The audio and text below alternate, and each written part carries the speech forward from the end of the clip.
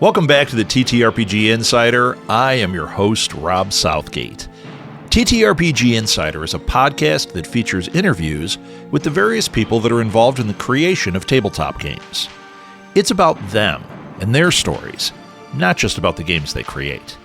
I want this podcast to raise up these amazing people and to inspire you, the listeners. You can follow TTRPG Insider on Facebook and Twitter at TTRPG Insider. Make sure to follow the show on these platforms and join the conversations. I'll add more social media in the future, but those are the best places to interact with me for now. You can also email me directly if you have a guest or game suggestion, or simply want to ask a question or give a comment. My email is rob@ttrpginsider.com. This month's featured game is Doomsong by CaesarInk. They have a Kickstarter campaign starting October 17th and running through November 3rd, 2023.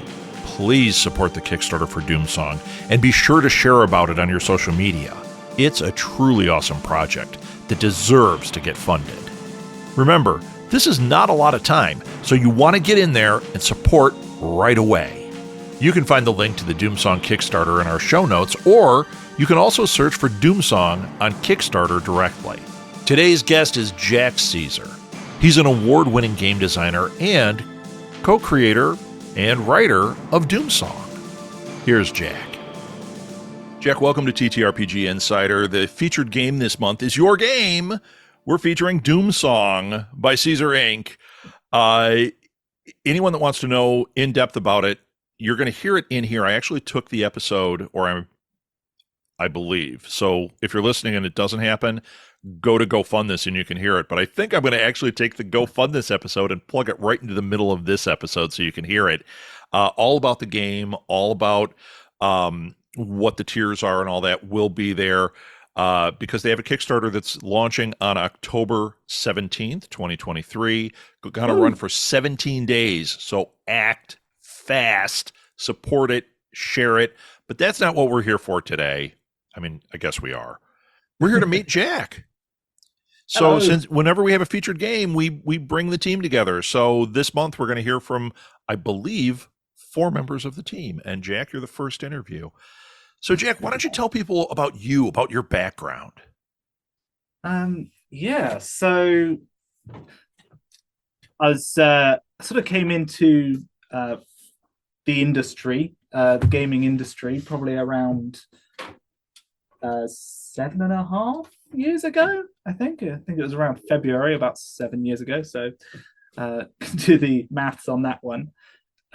Doing a lot of licensed work for Riverhorse, then sort of moving on to freelance stuff more recently with Mantic and Modifius, and essentially, that's been sort of that time. A lot of board games, role-playing games based on, if you've heard of Jim Henson's Labyrinth, the Dark Crystal role-playing games, that was me. Me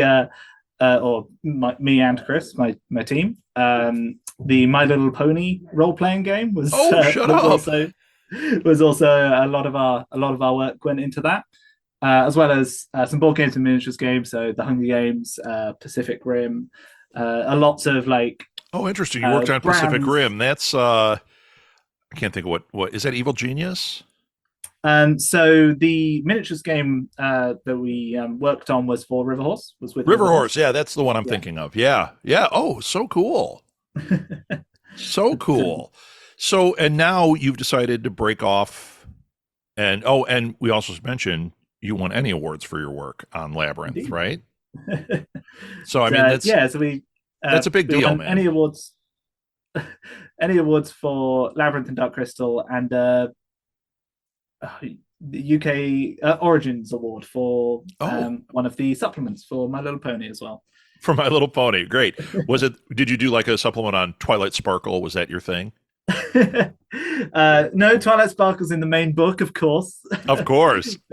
It was the bestiary actually for that. But no, it was the Compendium of Equestria, which is sort of an updated fantastic bestiary. Which honestly, that license was a lot of fun. Oh, I It's bet. I bet. You know, very, very different from Doomsong. it's funny when my daughter was younger, and that was when My Little Pony was like the big thing, and she was watching it and loving it. And we started a Doctor Who podcast. Actually, it was her idea. She's like what, 6 or 7, and she had caught me watching Doctor Who, and she got like enthralled immediately. At that time, I'm like, I'm not. Is this appropriate for her age? Well, that didn't matter. She was hooked. So she wanted us to do a podcast about it, and she named it Cuckoo for Who. And then she promptly told us that's a Beatles reference. Like, we're idiots and we don't know, right?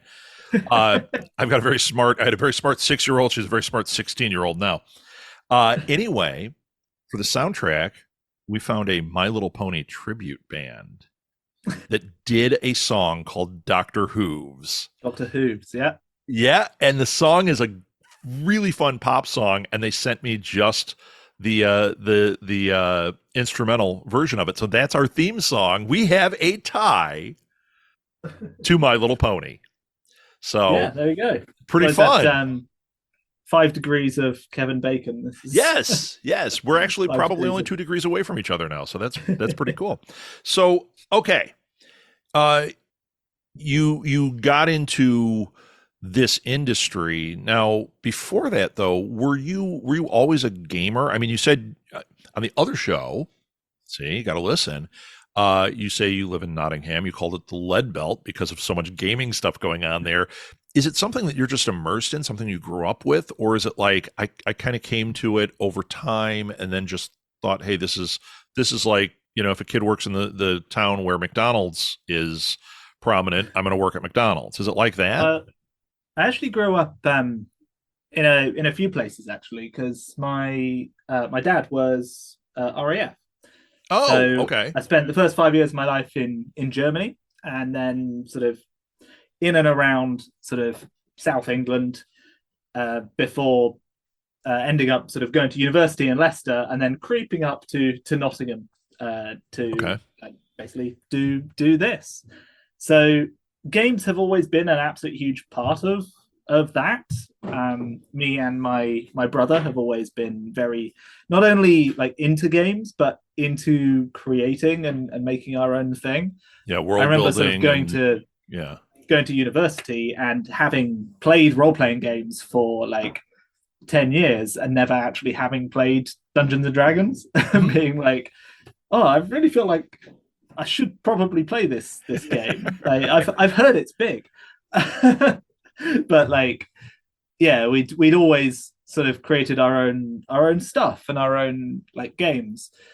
The earliest I think I remember finding Dad's old Napoleonic miniatures of of armies and stuff, and like realizing, wait a second, you're a nerd. You're a nerd like me. Oh, I thought you were going to go bully him a little bit, just because, like, hey, there's a nerd in the house. I could bully them now. That's fantastic. So it's always been a huge part of growing up and that world. Then I kind of went off and so I did engineering at university, mechanical engineering. Was a mechanical engineer for a couple of years, whilst Chris was doing sort of freelance graphic design and illustration. And yeah, eventually just went, actually, I like engineering's great, but it's not the passion, not what I want to do. And so I essentially did my very first Kickstarter, which went fine. Which I'd made with a friend called Fell, about fighting giant monsters. Then I kind of took that failed Kickstarter and basically threw it around. I went, oh, I'm interested in being part of this industry. I'm happy to work my way up. So I contacted loads of different companies, and one of the companies I contacted was River Horse, and essentially started there. And very quickly, very luckily, I was basically asked, "Hey, we've got this Hunger Games license. Do you want to take a crack at it?" And I did, and some people seem to like it, so that sort of grew into a career. Oh, very hopefully. cool. Very cool. So you said you started playing Dungeons and Dragons late. Um, when I was a kid, you had the little plastic baggies of Steve Jackson games, but otherwise it was Dungeons and Dragons that you found Mm. everywhere. So I always find it interesting that people's entry points were completely different. And like I interviewed somebody recently who, even at this age, has really never played Dungeons and Dragons, and they are huge gamers. They said it just never happened. Uh, when you started, what was the Dungeons and Dragons game? I guess we'll focus on that Well, that got you. Was it like this is Ravenloft gonna. or Dragonlance? Well, this is gonna. Oh, when I started Dungeons and Yeah, when you Dragons, started. um, oh well, this is gonna annoy some people, but it was actually Pathfinder. Okay. No. But If it it annoys was people, that's their problem because frankly, whatever the entry point is interesting. I have a yeah. friend that always talks about how he's a big D&D'er, but he's really a huge Pathfinder guy. Well, and that's a really like they've got that hook that is the Velcro, the Hoover, the it is the word for it, the Yeah. Warhammer. The when people say you know grandparents and parents across the world saying, "Oh, Jimmy's playing some Warhammer," like he could be Right. playing any war game, Right. It's but like he's on the Kleenex. Nintendo. Yeah. Yeah, they're So playing Nintendo, but they're actually playing any other video game, but it's a Nintendo. exactly. Yeah. Um, so yeah, that was at university at Leicester Uni, which had I'm sure it still does absolutely fantastic sort of game society.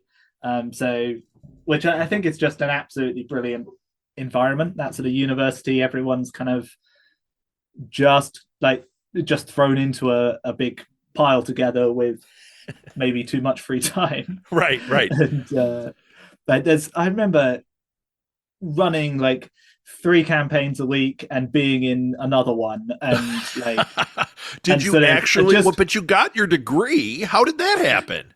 yeah, God only knows. But it's one of those things of like I cannot imagine doing that now. Like just that amount of free time Oh, is just impossible to even imagine. yeah. So, okay, outside of the D&D world, what are some games that like if you had to pick your top 3 games you've ever played, what would you say are those 3? And you can't name your own. I know you're like, well, of course it's Oh, My of Little course, yeah. Pony and Labyrinth, of course. And now Oh no, Doomsong will be number 1. that's the secret. Very few game designers I've ever met play their own games, like because by the time you've played it for 6 months straight, Yeah, you're done. You've you're like I played done. the crap out of this thing. Yeah, I would say, um, I think I'll go for 3. Um, I think it would be Blood Bowl, Blood Bowl. uh, Oh, fun. Twilight Imperium, and Netrunner to move away from the RPG sort of Yeah. sphere. I would say those would be my go tos. If we're Fantastic. sticking in RPG Okay. sphere, uh, I've been having loads and loads and loads of fun with Forbidden Lands Oh yeah. over the past couple of years. That's been really good, and yeah, that I think that's the game I've been playing a That's a lot big of, enough and game that you could just name that because oh my god. There's so much to do and so many cool things to find. And yeah, and there are some philosophies of design that I've straight up stolen for doing isn't that how song. it works? Oh, definitely. I mean, talk to any writer and you start talking about writers that they're influenced by, and you're going to start finding out, like, oh, yeah, they stole, Poe's approach to whatever, or you can't help it. You're influenced by anything that Oh you yeah. take in. And if it's something you really like, you're definitely going to be influenced. And in gaming, it's funny because when you first get into it, you think it's definitely a very finite amount of tools, but then you find out, no, actually, every game kind of has its own thing. And the better you get at that, the more honed it is, the more it engages, but you're still taking elements. Like if you were a big monster of the week guy, that is going to bleed into everything you do. You can't help Mm. it. Well, and So especially with role playing, where the rules are like interpreted through the veil of the players at the table. Like I don't think any two groups probably play D&D the same, right. and so you've got this like everyone's already like taking from other other influences and mixing and matching. There's a lot sort of blurrier line in role playing between designer and player. Like every GM is going, yeah, oh, how do I design this encounter, Right. this session? Right. They're the storyteller within your sandbox. So yeah, there is that symbiotic relationship for sure. Which actually is it's something I think about quite a lot when writing. It's I see sort of role playing games, the actual physical sort of book, as kind of the GM for the GM. So the GM is there to suggest to the players the tone and the vibe, get everyone sort of on the same page. That's what's so important about like session zero and getting the tone for a game and all of that stuff. And they're doing that for the players. And the book is kind of saying that to the GM. It's like, okay, here's the vibe of our game. Right. Here's what we think would be fun. Hey, have you thought about this? A game can never, like, it doesn't have authority. It's not a cop. So it can never have it can never say you must do this.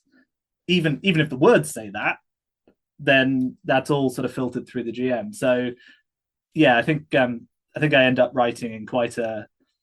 In fact, I think in every book, every RPG book, I've dedicated a page or two to basically saying, giving people permission, like you take as much or as little as this as you want. If you're finding something is getting in the way of fun, destroy it. If you think something would be more fun if it was changed, change it.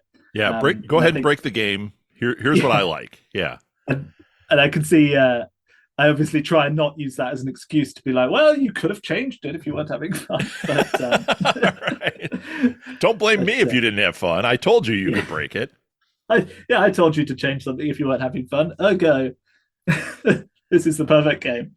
That's funny. Okay, so I'm gonna go off into a different area. Then we've talked a lot about TTRPG, and we've talked about you and growing up and all that.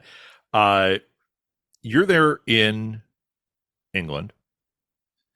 If I was coming to visit, what restaurant are you like? I got to take him to this. He's got to try this. Oh, I might be biased because I literally, before coming on this podcast, went to a really good falafel place, which I cannot actually remember the name of. But I think great plug for them. There, I would take you to Heall. Is a really good sort of South Indian place. So Leicester especially, but Nottingham as well, has really good curries, really good sort of Indian, South Indian food. And yeah, I think that's definitely something. So I've only been to the US a couple of times, and LA both times. Okay. Which, and I remember the sushi being absolutely amazing. But the people I'm talking to just like not sort of saying, oh yeah, curry isn't really a part of the takeout thing here. Yeah, it's not the same because when we went and visited London, we had a week there. But see, we're big curry fans in my house. So, but what we loved was it was a big. There they call it takeaway. Here we call it takeout. But we found that the takeaway places, so many of them were curries, and so many of them. It was like when I talk about like a McDonald's. Now I don't eat McDonald's anymore, but I know that's the cheap go-to, right? These curry places were like cheap go-tos, and we had absolutely amazing curries there. I couldn't believe how much Indian food we ate when we were in London. I mean, but it was great. It was wonderful. And for a place not particularly known as a coffee place, there is a coffee scene there that is fantastic. I'm a huge coffee guy. So I was like, oh my God. I went from little roaster to little roaster eating curry. I mean, I'm sure the plane ride home, people were not happy with me, but it was amazing. Well, that's their problem. Yeah, right. So a falafel place and a curry place, that's where we're going. You know what? Let's book it because at some point I'm getting out there and I would love to do that. Yeah, definitely. Yeah. So, okay. I think that's going to do it for today on TTRPG Insider. That does not mean I'm not going to have you back at some point because I found you so fun to talk to.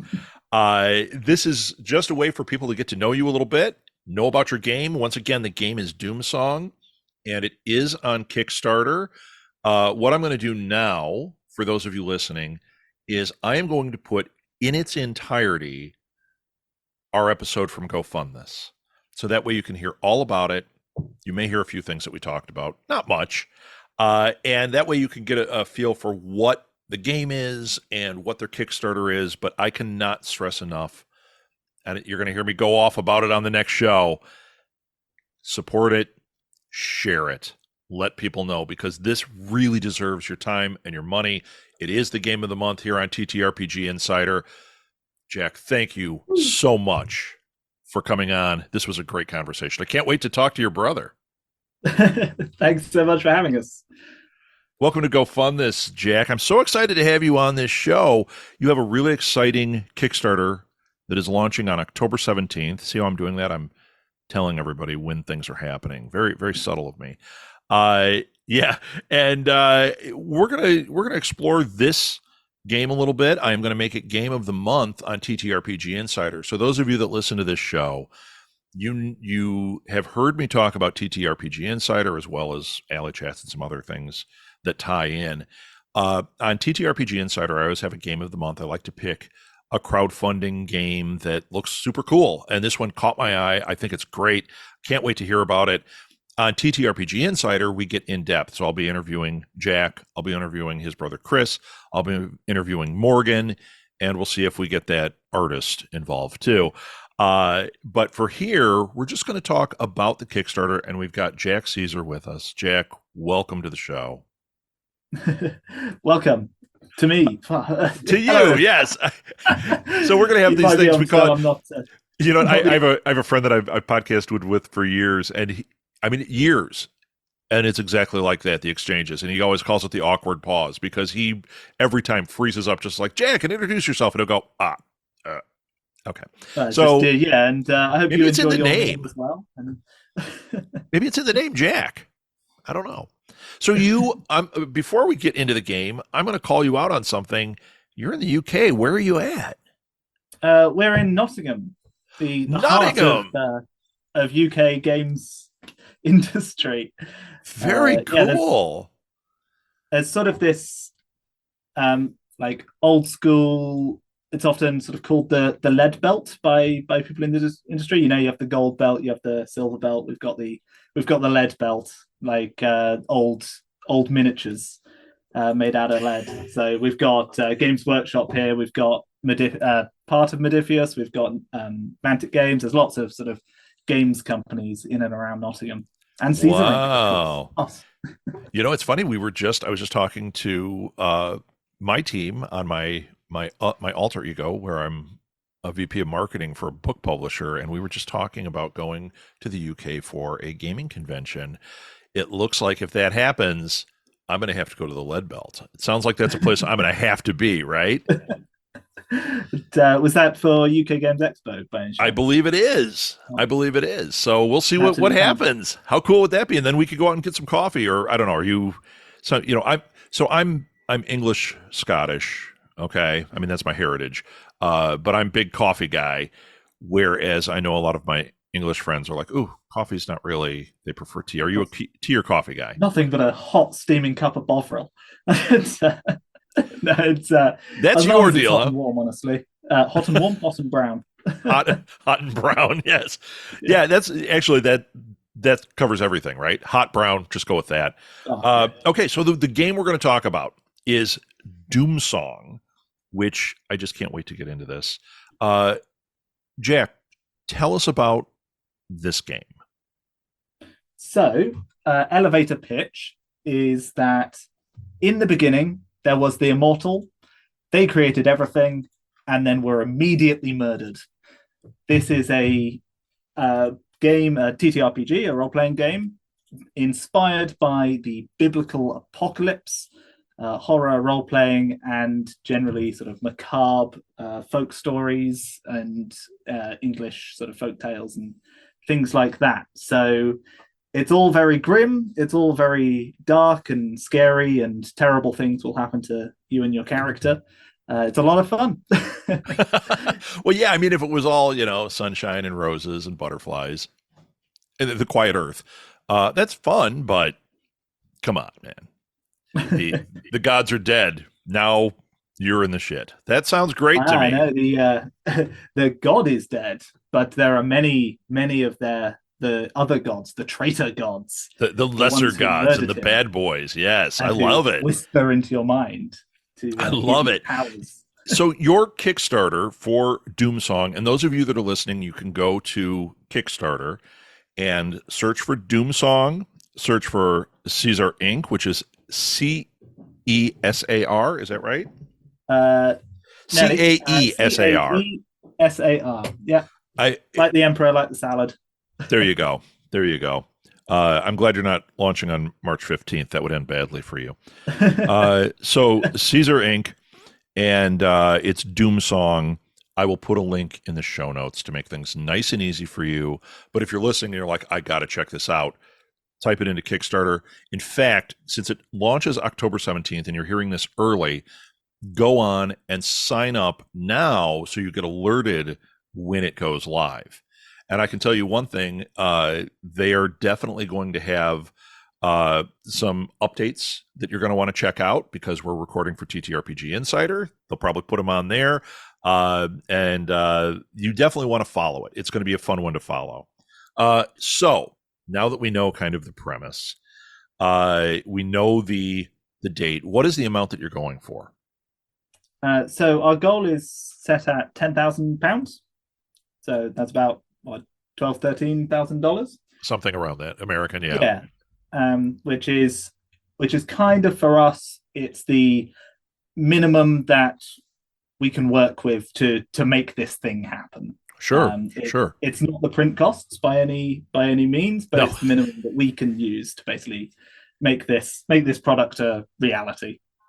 So it's important that people get active with this, that they do put something in there. And when you're talking 10,000, that's an easier number where, some people are like, hey, if I throw $100 in, I know I'm going to get the book. I know I'm going to get this. I'm going to get that. Even if they throw in $5, that's going to add up. It's going to add up quickly on a $10,000 goal. So I encourage people, support this, put something in there. The other thing I'm going to encourage is the thing, I swear to God, Jack, I'm a broken record here. I say this all the time, but I can't not say it. Share this on your social media. Not you, but them. Well, you, of course. Yeah, don't worry, we're on that. People that are listening need to share it on their social media, tell their friends about it. You never know. That's how this happened. A friend of mine posted something about it, and I went, oh, this is amazing. And the next thing you know, we're on a show together. You don't know if you have a friend that'll put them on something, that'll be a loudspeaker, that'll put it out there. Or, for example, I have a friend who is a celebrity who is a big gamer. And every time I put one of these out, I know that he looks through it and decides whether he wants to use his platform to blast it out. You don't know who's out there. You don't know who one step away from you is. So share it on your social media. Boy, I'm off my soapbox. I get so passionate about it because it matters. Especially when you're a small company, you're starting out. This is our first sort of solo our company Kickstarter. So it is word of mouth. It is trying to get out there, right. And it is trying to say, hey, we exist. We don't want to stop you dead in your tracks before you even get going. And that's the point. And this is such a cool project. I'm so hyped for it. So, okay, let's talk about tiers. If somebody's perusing through here, what are some tiers that you think would be especially interesting to people? So we've cut it down to 4 tiers. There did sort of in the planning stages, there were more, and we were sort of starting to explode with, oh, what if you wanted this and this, and no, we've cut it down to 4 tiers, and then sort of had everything separate available as an add-on, so you can have more of X, Y, or Z. I think sort of highlighting 2, the first tier, the sort of the first tier where we'll send stuff is the digital tier, so that's £30, and you get literally everything we're doing. So all the content that's available is basically available as digital or as printed. And that first tier gets you everything, essentially. Cool. So that's the 2 300-page books, that's maps, that's character sheets, that is reference aids, tons and tons and tons of stuff. And basically, if we make anything that is digital, that's what you get access to with that pledge. And then the other end is the deluxe absolutely everything tier that we've got, which is £150. And that gets you those 2 books. It gets you a physical metal coin. It gets you a pad of character sheets, which is cooler than it sounds. It gets you a full-sized cloth map, which I've just realized we're not on video, but I was about to sort of get that out and go, ta-da. It gets you some tarot-sized reference cards, a calendar of Panem, of the world, and an exclusive 60mm resin miniature of Father Plague, who is basically the arch villain, the guy you're sort of butting heads against throughout the campaign. So it gets you that as a miniature, and he's a little coin holder. So one of the sort of central parts of the system is whenever you make a check, you're flipping you have the choice to flip a coin to maybe sort of grant yourself a critical fail or a critical success. You're hoping for success, obviously, but yes. When it's not in use, it fits in Father Plague's base of his miniature. So you've got a little like coin holder. Oh, how cool! Absolutely rad. That is so cool. You know what? We might use this video, even though the video quality is terrible. Anyone watching, we're aware. Hold up that map. I've managed to. So this is this one hasn't been hemmed, so the sides are rough, so not final quality, but it is the correct size. So I don't know how well you can see that. Well enough. That's super cool. So this is the Lost Kingdom of Leith. Essentially, when the first horseman of the apocalypse, Pestilence, rode upon Panem, they basically took control of this part of the world and have sculpted it in their image. So it is now known as the Plaguescape. That is so freaking cool. I love it. What about so those are a couple of tiers that people are going to want to look at. And once again, if you go to Kickstarter, you'll be able to see all the tiers. Something else might strike you, but those are two, the entry point and then the ultimate, sound amazing to me. What about stretch goals? You've hit your 10,000 pounds. What happens now? So this was actually a really tough thing in the design of this project. So this project's been the creative stage for about 4 years. So Morgan started writing the world and the adventure 4 years ago, which was about a year before the pandemic. So it isn't actually related to the plague that happened, but it is very plaguescapey and focused.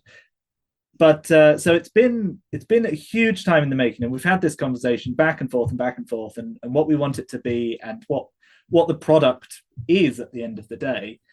And when it came to, the actual how do we make money out of this, and how do we make this a real thing and get the funding and all of that, we turned to Kickstarter, and that's the only really logical way that we can get the funding and get this off the ground.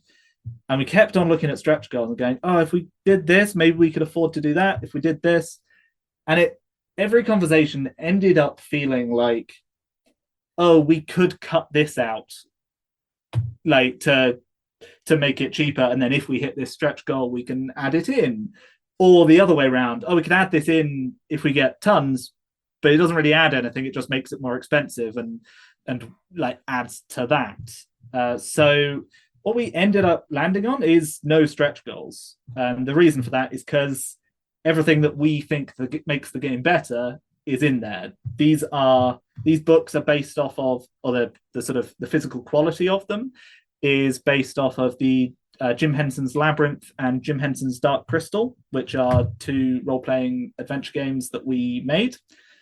That we absolutely love the quality of those. There's fold-out pages, there's hardback, sort of leatherette cover, embossed. There's so much sort of packed into these that when we were looking at it and going, we could take part of that away. We could take that out, and if we got enough money, make it happen. We just actually went, You don't want to do that. If we don't manage that, we don't want to do it.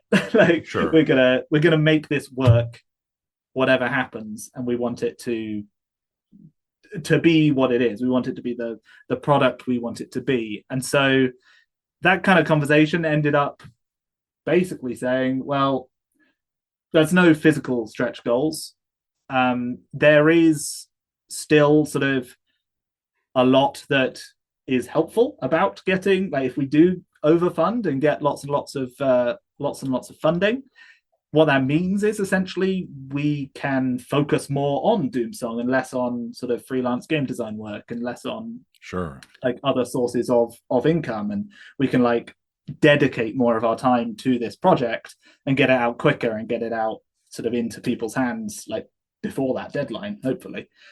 So yeah, whilst like extra money is not going to affect the quality of the product, we're very adamant that it's going to be what it's going to be. It is going to basically help us get to that stage quicker. Excellent. All right. So you've got your marching orders. Those of you listening, go to Kickstarter, look up Doomsong or look up CaesarInk, and you're going to find this and support it, share it, do your thing, make this happen. And let's get them past that 10,000, because frankly, one of my favorite things with a Kickstarter like this, with a small company that's trying to make their mark and just getting started, is getting that company funded. If we can get double that amount in there, if there's any way that can happen, that goes a long way to getting you guys further in the game. You know what I mean? And something that you didn't mention, you guys are Emmy Award winners, right? Yes, that was for the work on the Labyrinth and Dark Crystal. That's a big deal. That is not, hey, it's two brothers in Nottingham that are making up a game. Yeah.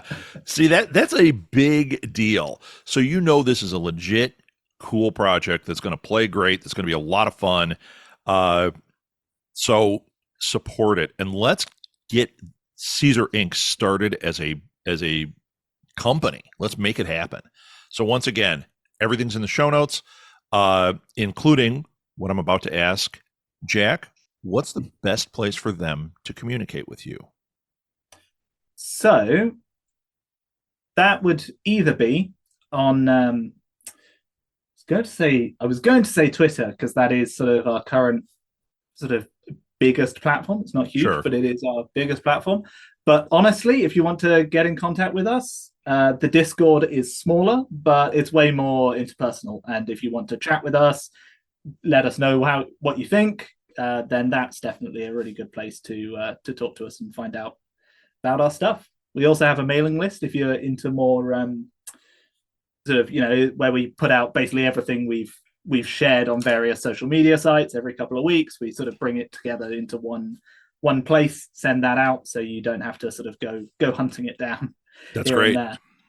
Where there is actually also, if you sign up to that newsletter, or you can find it on Drive-Thru-RPG and the Itch and stuff as well, there is actually a 120-page downloadable PDF demo of the game. So, like, I can talk about it until the cows come home.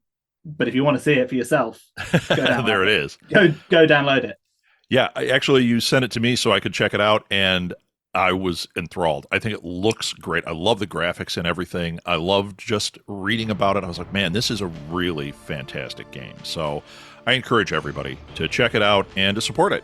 And Jack, thank you so much for being on Go Fund This. Thank you so much for having me. Thanks again, Jack. That was an awesome conversation. I had so much fun talking to you. Go to CaesarInk.com today. That's CaesarInk.com and sign up to receive a massive 120-page demo, world map, character sheets, and all the latest news from Doomsong. If you or anyone you know has a crowdfunding effort about to launch or is currently going, send them my way. I can feature them on this show or its sister show, Go Fund This. Go Fund This features crowdfunding projects just like this one. I love sharing cool projects and to help people reach their goals. You can connect with me on social media or via email. All the links are found in the show notes. Oh, and it would really help me out if you could rate and review this show on whatever platform you use to listen to podcasts. Good reviews help others find the show, which ultimately helps these games get funded. TTRPG Insider is a production of Southgate Media Group, hosted, produced, and edited by me, Rob Southgate. Thanks again for listening to the TTRPG Insider. Now grab some dice and get busy playing.